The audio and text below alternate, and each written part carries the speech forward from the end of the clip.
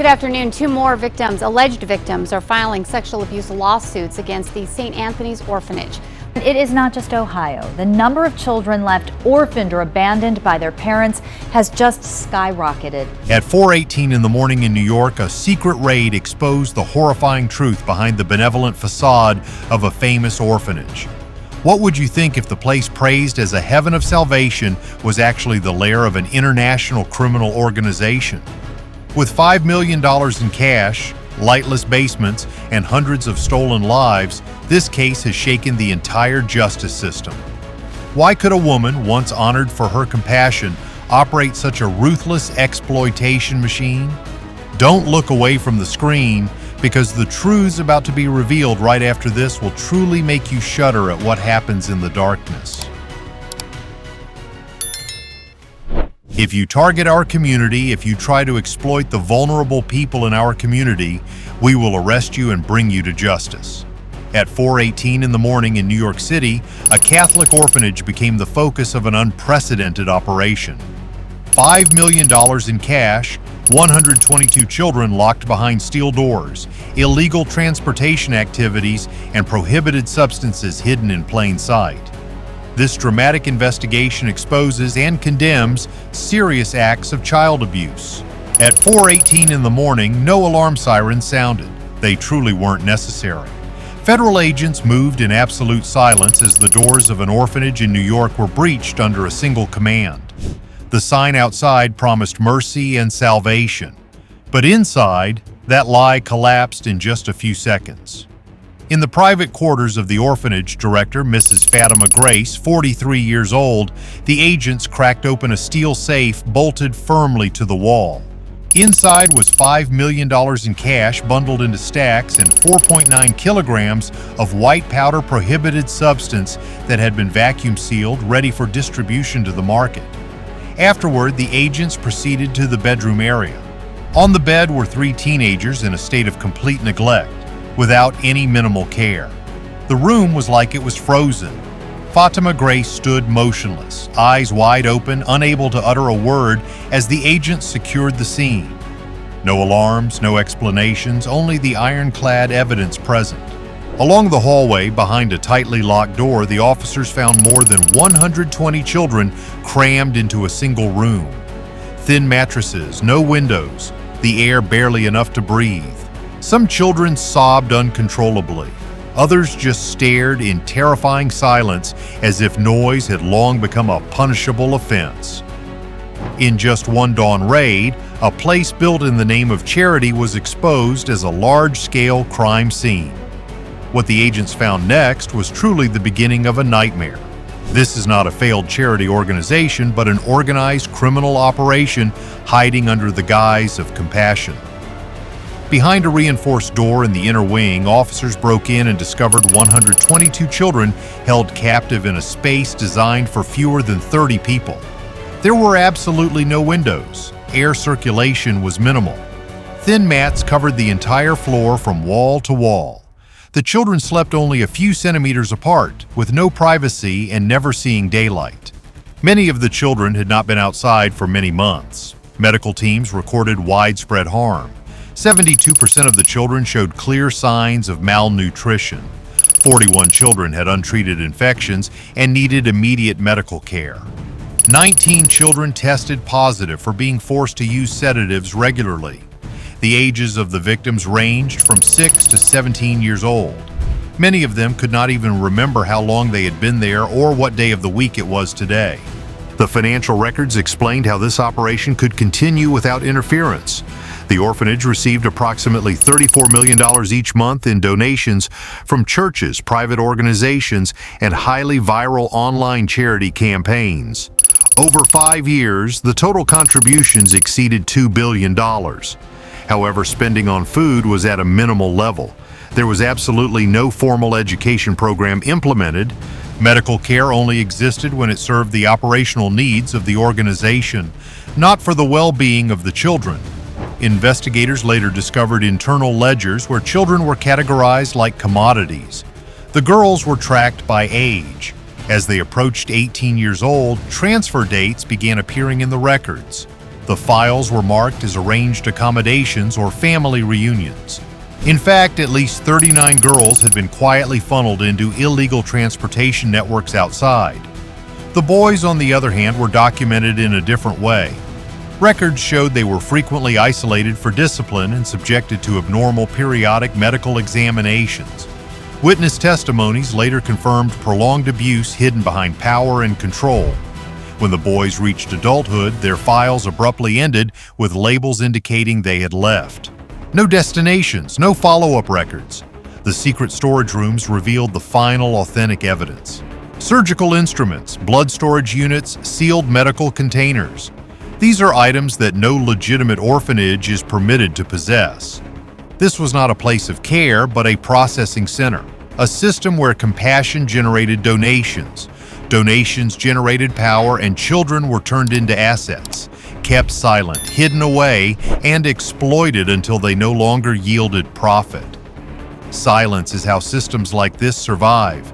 The trail does not end at the orphanage. It led straight outside to steel walls, concrete, and gunfire 30 miles from New York City, past industrial warehouses and dead-end roads. Federal surveillance operations confirmed the existence of a fortified complex linked to an international gang known as Los Cazadoris. From above, it looked like an ordinary logistics warehouse. But on the ground, it was a true fortress with reinforced walls, towering watchtowers, motion sensors, and armed patrol teams rotating every 15 minutes. Inside were the missing pieces of a criminal picture, including prohibited substance production, human trafficking coordination, and illegal medical facilities. According to intercepted communications, hundreds of people were being held there. At 3:42 in the morning, the operation began.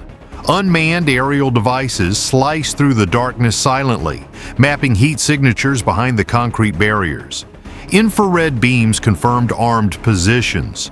There were at least 120 gunmen carrying automatic weapons and anti-vehicle weaponry. Federal command authorized a full-scale tactical assault. The first explosion shattered the outer gate. Gunfire erupted immediately. Tracers tore through the night as armored vehicles advanced forward. The six-barreled guns spun continuously to suppress enemy fire. Helicopters hovered overhead, searchlights beaming straight onto the targets. The gang's gunmen fired back from rooftops and crevices, turning the complex into a fierce war zone. Inside the perimeter, Special Forces teams advanced room by room. In the main hallway, an FBI agent was wounded in the shoulder and leg, but he refused to retreat. Despite his injuries, he still provided cover fire on his own so his teammates could push forward. The fighting grew more intense near the basements. The gang forces attempted to destroy evidence by setting fire to the laboratories and holding rooms. Agents had to push through smoke and debris as explosions shook the building structure. In one room, they found dozens of people held together, some too weak to stand. Medical personnel advanced under fire to rescue the victims while tactical teams held their formation. After 40 minutes of fierce fighting, the final resistance collapsed. More than 200 gunmen were neutralized or taken into custody. Federal units secured the complex and uncovered the full scale of the operation. Tons of prohibited substances, heavy weapons caches, mobile surgical rooms, and refrigerated transport units had all been prepared. Most importantly, hundreds of hostages were still alive. As dawn broke, stretchers lined the perimeter. Children, teenagers, and adults, people who had vanished without a trace, without witnesses, without hope, were carried one by one into the light. The fortress has fallen, but what it revealed will haunt every agent who stepped inside, because this was not just a gang base, but an industrial machine built to destroy human lives efficiently, quietly, and for profit. Federal agents stopped one fortress, but this network is much larger than that. When the gunfire ended, the investigation shifted to what truly sustains this operation: money and the truly shocking figures. Financial analysts began with the orphanage's public accounts. On paper, it was one of the most successful charitable organizations in the region. The monthly cash flow averaged $34 million coming from church donations, private funds, online fundraising, and corporate charity events. Over more than 5 years, more than $2 billion had passed through accounts registered under religious and humanitarian exemptions. But when agents traced the true destination of the money, that illusion shattered. Less than 8% of the donated funds was spent on food, clothing, or basic services. There was no budget for education, no licensed teachers. Medical expenses did exist, but they were classified as confidential, paid to shell companies, and never related to pediatric care. The rest of the money disappeared into a labyrinth of overseas wire transfers, cryptocurrency wallets, and domestic shell corporations. Every trail led back to the same place. The accountants of the Los Cazadoris gang had infiltrated the financial structure of this charitable organization. How could a place bearing the name of charity conceal such ruthless crimes for so many years? Donated money was mixed with revenue from prohibited substances, then laundered together. Clean money concealed dirty money. Dirty money inflated the scale of the charitable organization, attracting even more donations. It was a self-sustaining loop. Compassion became capital. Capital became power. Internal documents revealed chilling monthly projections. Children were listed alongside revenue forecasts. Ages, physical conditions, and transfer timelines were tracked with the same precision as shipments of prohibited substances. The orphanage was not just raising children, it was warehousing assets. The production of prohibited substances at the gang's complex explained the next layer. Synthetic narcotics manufactured there were distributed along coastal routes. Profits were funneled back into the orphanage under the guise of anonymous religious donations. In essence, the illegal activities funded the abuse and vice versa. Investigators also uncovered payments designed to prevent potential oversight. Inspections were delayed, complaints vanished, zoning violations were overlooked. Every obstacle had a price, and this organization paid it quietly. The religious status of the orphanage shielded it from routine audits while its public image deterred deeper questions. One entry in the ledger summarized the entire operation in a single line. Diversification would minimize risk. Children, prohibited substances, and other revenue sources ensured that if one part collapsed, the others would continue. For many years, no single agency saw the full picture. Social services saw an overcrowded orphanage. Financial regulators saw a successful charity. Local police saw no complaints of sufficient weight. Each piece in isolation seemed survivable, but together they formed a criminal enterprise of staggering scale. This is not greed in isolation. It is organized exploitation designed, funded, and protected by money that moves faster than morality. And by the time this system was exposed, the damage could no longer be measured in dollars, but in lives quietly consumed to keep the machine running. To understand how this could happen, investigators had to confront an uncomfortable truth. The founder of the orphanage did not start out as a criminal. Before the money, before the complex and the gang connections, Fatima Grace was a struggling caregiver. The record showed that she once held informal childcare jobs, living paycheck to paycheck. Many years earlier, she had genuinely adopted 2 abandoned children out of true compassion. Photos from that time depicted a modest apartment with donated toys and shared meals. Neighbors described her as quiet, devoted, and sincere. Then the story went public. A short video went viral online showing Fatima in religious attire, speaking gently about caring for unwanted children when no one else would. The community's reaction was immediate. Donations poured in. Churches shared the link. Community groups rallied together. Within a few weeks, thousands of dollars had become hundreds of thousands, and within a few months, millions. The first mistake was believing that the attention would fade, but it didn't. As the money grew, so did her power. The scrutiny vanished and gratitude replaced scrutiny. The volunteers stopped asking questions. When critics raised concerns about overcrowding or secrecy, they were dismissed as attacking a charitable organization. Fatima learned that virtue, when displayed convincingly, could silence any doubt. By the time the orphanage expanded into a formal institution, the transformation was complete. Children arrived faster than resources. Control replaced care. Rules supplanted compassion. Discipline became punishment, and punishment became a daily routine. Investigators later identified the turning point. It was the first private meeting with intermediaries connected to the cartel. What began as security assistance turned into financial guidance, then logistics and diversification of operations. Fatima was told the truth gradually, in small pieces just enough to accept. That money, she was assured, would protect the children, expand the mission, and secure the future. Instead, it destroyed everything. The ledgers showed how the language had changed over time. Children were no longer listed by name, but by age and category. Compassionate notes vanished, replaced by efficiency metrics. Monthly reports tracked capacity, turnover rates, and losses. Each word marked a step away from humanity. Witness testimonies confirmed that Fatima herself implemented this system. She approved the transfers, she signed the removal records, and she ordered silence. When staff hesitated, she reminded them that obedience was service and questioning her was questioning faith. In the interrogations following her arrest, she offered no coherent defense. She spoke of destiny, of sacrifice, and of a greater purpose that only she could see. But the evidence showed there was no coercion, no threats forcing her to act. Those decisions were hers, repeated, calculated, and profitable. She did not wake up one day and become a monster.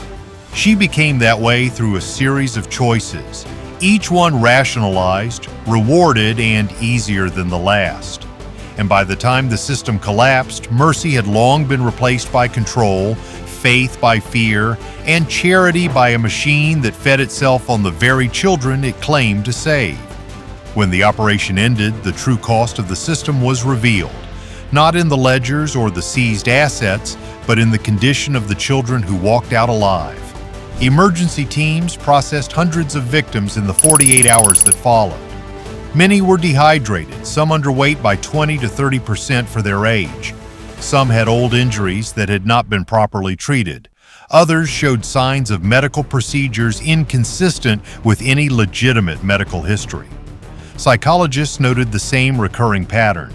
The children had delayed responses and eyes that stayed fixed on the floor. These were not ordinary rescued children. These were children who had learned that silence was the only way to survive. Medical examinations revealed long-term damage. The forced regular use of sedatives had affected the children's memory and concentration. For many, the physical wounds would take years to heal, and some would never fully recover. The psychological damage was even deeper. The children described being moved at night without explanation, names replaced by numbers, and punishments given without reason. Trust had been systematically broken. When asked why they didn't scream or try to escape, one child simply replied that no one had ever come to save them before. Federal Family Services worked around the clock to place the survivors into protective care centers. Each child was classified as a high-risk victim of organized crime. New identities were prepared, relocation plans were drawn up. In many cases, returning to relatives was impossible because the children's families had been bribed, threatened, or in some instances, had never actually existed. As the children gradually settled, the evidence collection teams continued their work. The recovered hard drives detailed years of transportation routes, donor lists, cartel payments, and encrypted communications. The scale was far greater than initially thought. The orphanage had operated as a recruitment and sorting hub, a bottleneck in a larger international network. What was dismantled in New York was only one part of a vast system. The court proceedings would take years. Assets would be seized and redistributed, but none of it could restore what had been lost. For the children, recovery began with small steps like eating without asking permission, sleeping without locked doors, learning that doors could open outward and that kindness did not demand payment. Some repeatedly asked the same single question: why them? No answer was ever satisfactory. At a temporary shelter, one boy stood by the window for the first time in years and watched the cars go by. The boy did not speak, did not smile, simply stood there watching a world that had kept moving without him. The operation had ended an exploitation machine, but survival was only the beginning. For these children, freedom arrived quietly, fragile, uncertain, and heavy with memories. And every step forward would remind the investigators of a truth they could not escape. Stopping the crime had saved lives, but nothing could give these children back the years that had been stolen. Criminal networks do not hunt randomly. They seek out children with no guardians, no consistent records, no one to ask questions. When the system loses track, someone else finds them. This is the dark side no one wants to acknowledge. Charity becomes a substitute for policy. Compassion replaces structure. Donations flow in, but accountability does not. We reassure ourselves that good intentions are enough until the truth proves otherwise, until a place that was supposed to protect becomes a warehouse. Societal indifference and misplaced budget priorities turn vulnerable children into the forgotten. When child welfare systems are underfunded and lax oversight hides behind the veil of charity, these gaps are exploited by criminals. Children do not choose instability, but the failure of institutions turns them into invisible inventory. True protection must begin with early family support and transparent oversight rather than reacting only after tragedy. Communities need real accountability to ensure no child suffers harm in the shadows of apathy and outdated protective systems. The most expensive lesson from this story is vigilance in the face of perfect facades. Do not let the name of charity or the cloak of religion cloud your judgment. Goodness must be paired with wisdom. When donating, investigate whether your money is truly nurturing life or enabling exploitation.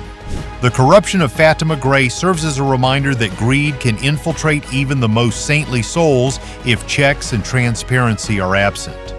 Ultimately, societal indifference is the fertile ground where crime thrives. Learn to ask questions and demand accountability, for that is the only way to protect the vulnerable from fortresses of evil disguised as humanitarianism. The machine of crime has collapsed, but the pain of those children whose childhood years were stolen remains. This case is a stark warning. Compassion without transparent oversight becomes a shield for the most horrific crimes.